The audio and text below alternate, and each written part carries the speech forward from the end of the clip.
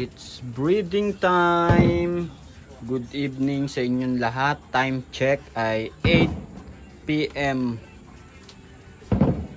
So yan, breeding time tayo ng Jersey Woolly. Sabay-sabay yan at Holland Lap, Netherland Dwarf at Mini Rex. So yan. Ayan, sabay-sabay sila ngayon dahil gabi ay magandang mag-breed pag ganitong oras.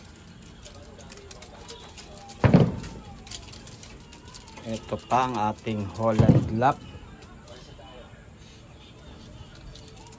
At ang ating Jersey Woolly ay nandirito naman.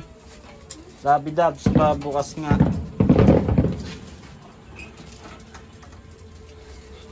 Ayan ang ating Jersey Woolly. At ang atin naman na Mini Rex. Ayan, buksan dahil hawak ko ang natumba na siya.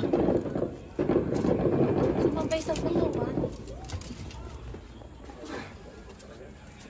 Ayan ang ating mga bibreed ngayon.